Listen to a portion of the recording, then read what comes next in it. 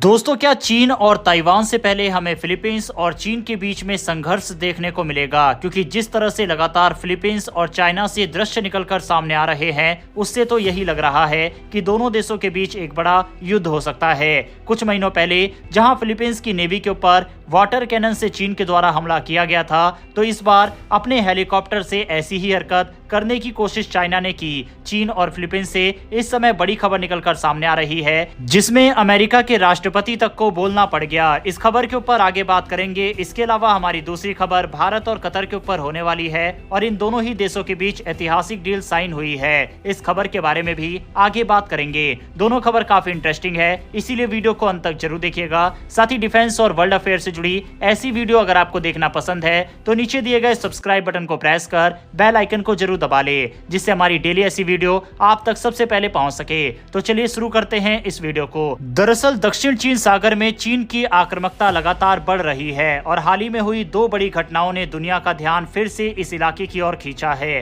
पहली घटना फिलीपींस के एक गश्ती विमान के साथ हुई, जब चीन के एक सैन्य हेलीकॉप्टर ने बेहद खतरनाक तरीके से सिर्फ 10 फीट यानी 3 मीटर की दूरी से उड़ान भरी। ये घटना स्कारबोरो शोल के पास हुई, जो फिलीपींस के एक्सक्लूसिव इकोनॉमिक जोन में आता है। लेकिन 2012 से चीन ने इस पर अपना कब्जा जमा रखा है। फिलीपींस के विमान का पायलट लगातार चीन को चेतावनी देता रहा, आप बहुत नजदीक उड़ रहे हैं, ये खतरनाक है, आप हमारे क्रू और यात्रियों की जान को खतरे में डाल रहे हैं। लेकिन चीन ने इसे नजरअंदाज कर दिया। इसके बाद चीन की सेना ने एक बयान जारी कर दावा किया कि उन्होंने चीन के हवाई क्षेत्र में घुसे फिलीपींस विमान को भगा दिया।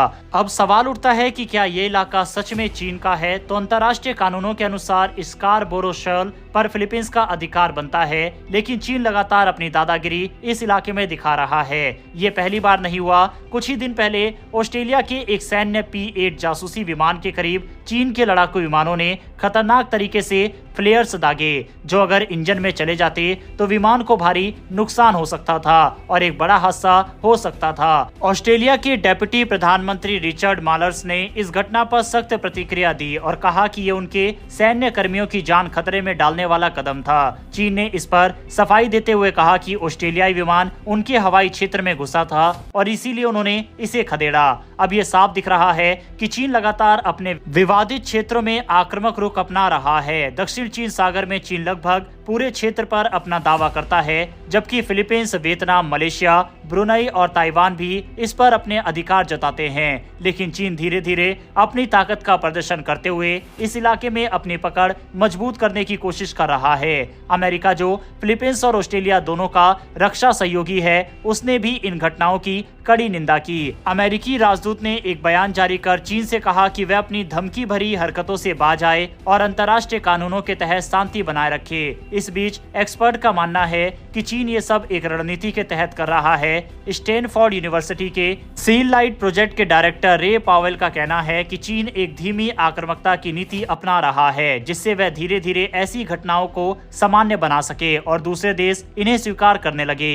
अमेरिकी इंडो पैसिफिक कमांड के प्रमुख एडमिरल सैमुअल पापाराओ ने भी चेतावनी दी है कि चीन दक्षिण चीन सागर के अलावा ताइवान पर भी अपनी पकड़ मजबूत करने की कोशिश कर रहा है। उन्होंने कहा कि चीन ताइवान के आसपास जो सैन्य अभ्यास कर रहा है, वह असल में युद्ध की तैयारी का एक बड़ा हिस्सा है। साफ है कि जिस तरह से अपने आक्रामकता को चीन लगातार इस क्षेत्र में बढ़ा रहा है, उससे एक बड़े युद्ध का खतरा इस क्षेत्र में मंडराना शुरू हो चुका है। बहरहाल बढ़ते हमारी अगली खबर की तरफ। भारत और कतर ने व्यापार, निवेश, ऊर्जा और सुरक्षा जैसे कई अहम मुद्दों पर कतर के अमीर के भारत दौरे के दौरान चर्चा की। दोनों देशों का वर्तमान व्यापार $14 अरब का है, जिसे अगले 5 सालों में दोगुना करने का लक्ष्य रखा गया है। इसके अलावा दोनों देशों के बीच कॉम्प्रिहेंसिव इकोनॉमिक पार्टनरशिप एग्रीमेंट यानी CEPA यानी व्यापक आर्थिक साझेदारी समझौते पर बातचीत आगे बढ़ाने पर सहमति बनी। इस बैठक में 6 अन्य समझौतों पर भी हस्ताक्षर हुए, जिनमें